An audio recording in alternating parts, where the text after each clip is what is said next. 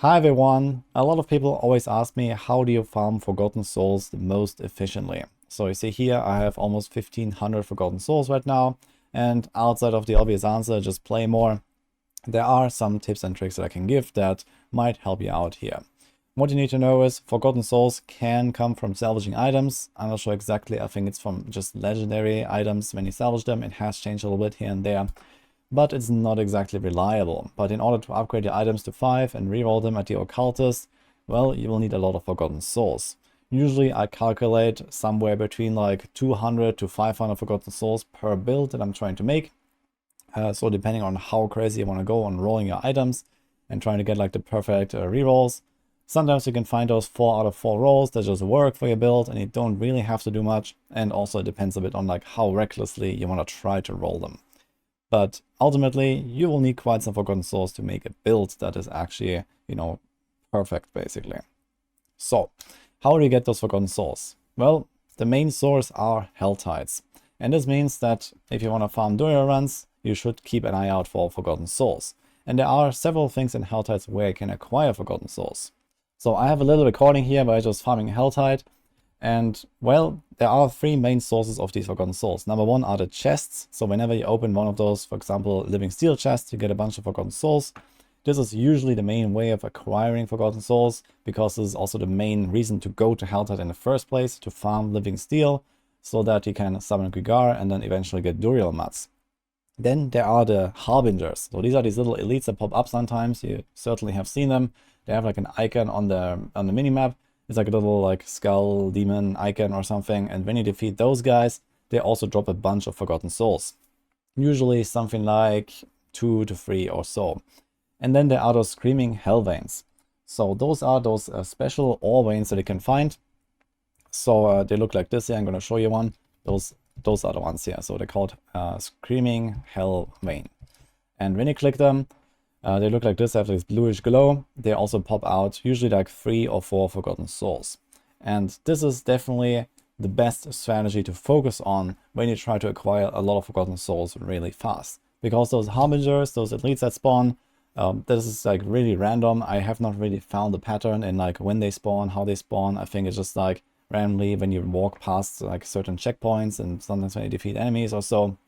And sometimes they just randomly appear around you even when you're just idling. And it also kind of depends on where you are, which Helltide you are. So, for example, I noticed Dry Steppes has way fewer of those spawn spots than, let's say, Skosglen. And then in Skosglen, it's mostly the northern part and not so much in the southern part and so on. So there are some like details like that.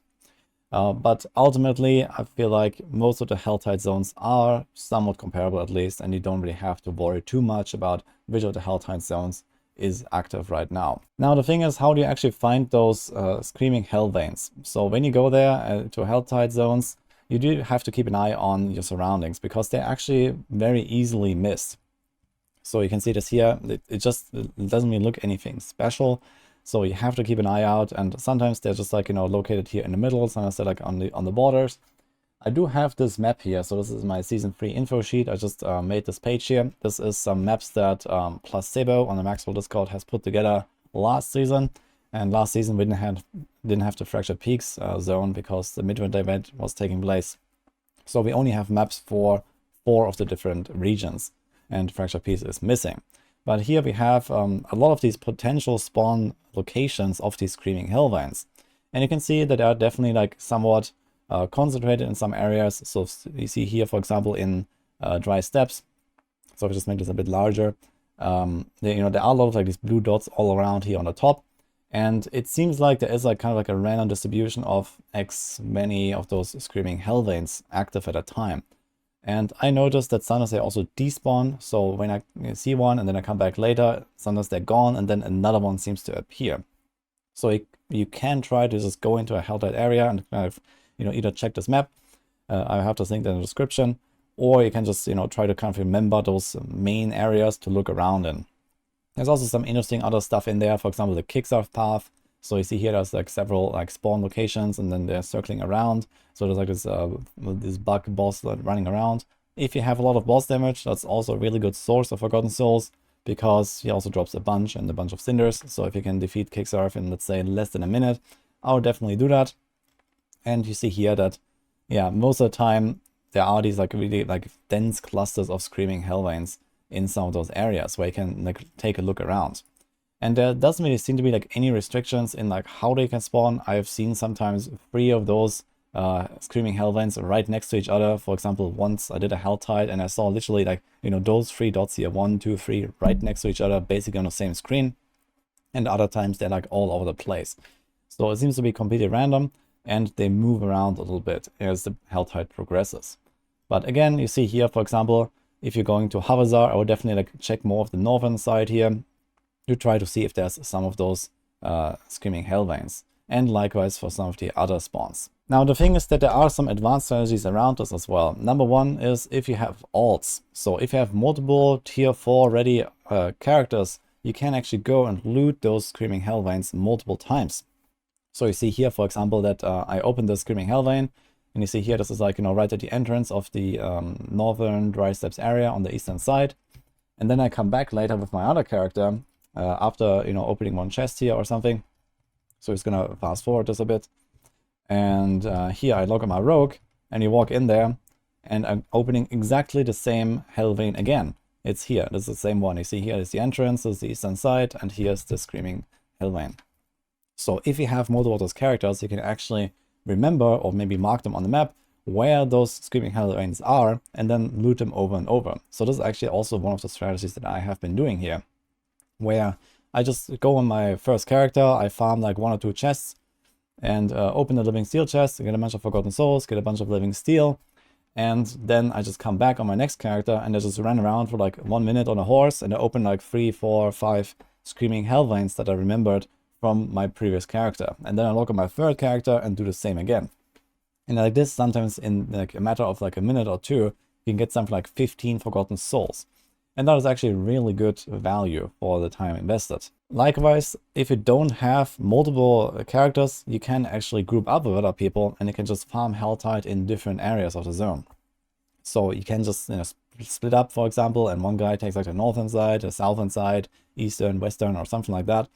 And whenever someone finds one of those hellveins, you can just mark it on the map.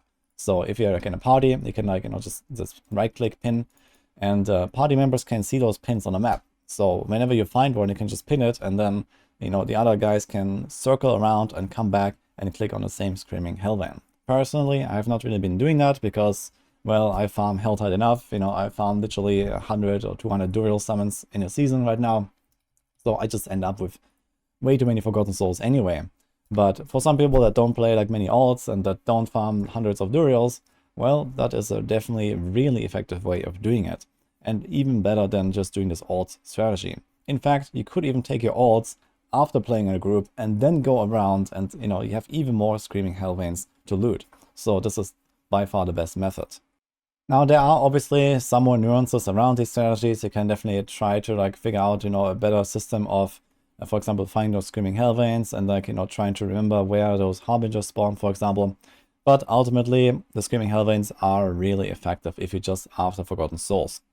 Now, they don't help you that much with like getting cinders and getting living steel, but Forgotten Souls are also important. So if you have a party, for example, that farms Duriel sometimes, it may not be such a bad idea to also group up for the Helltides in advance and then doing this kind of like split farming strategy that I described.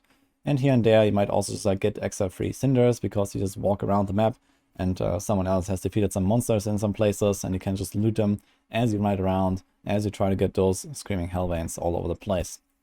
And I've been doing this like once or twice, and it's really effective. But as I mentioned, even alone, especially if you have multiple characters in World Tier 4, which, well, it doesn't really take that long to get to World Tier 4 and Helltide farming ready, basically, you can easily, you know, just go around and loot them on multiple characters. And for example, if you have also, you know, characters that get boosted to World Tier 4, you could literally just run around with like, you know, a level 50 character after a little bit of boosting and just click on these things. You don't actually have to defeat any enemies. So you could literally just make like an entire bank of like, you know, low-level characters that just do nothing but run around and click the screaming hellveins that you found while farming Helltide on your main, for example. Now, I know there might be one last question that I get very often, which is which of the chests actually are the best for Forgotten Souls? So what I found is that it seems like the Forgotten Souls count kind of scales with the cost of the chest. So it's not really worth opening the other chest all that much. Unless you really want to farm Forgotten Souls and Living Steel, then you can open the 75 cost chest, because they also give you one Living Steel, for example. But in terms of Forgotten Souls, it seems to be like somewhat linear scaling. So this means just go for the Living Steel chest as much as possible. Always open those 2 chests and then wait for the next Helltide and then open again and so on. This is usually what I do because it just has the most overall value. And opening other chests is just like less Living Steel value, and I don't really like doing that. So in any case, I hope those bit advanced Helltide strategies help you out. It's definitely a very fast way. If you do this right, you can get a lot of Forgotten Souls, and then you don't really have to worry much about rerolling your items all too many times. Of course, there's still the gold cost. This is just, you know, grind up the gold, farm whispers, or just sell items on trade, for example, on the Crimson Market and so on. But especially if you play multiple builds or if you play multiple characters, having Forgotten Souls is really valuable, so that you can like easily reroll the items at least a few times without necessarily hitting for gold. So that's already it for this video here. Hope you enjoyed this. I hope this helps you. Wish you good luck with the rest of Season 3, and see you guys next time.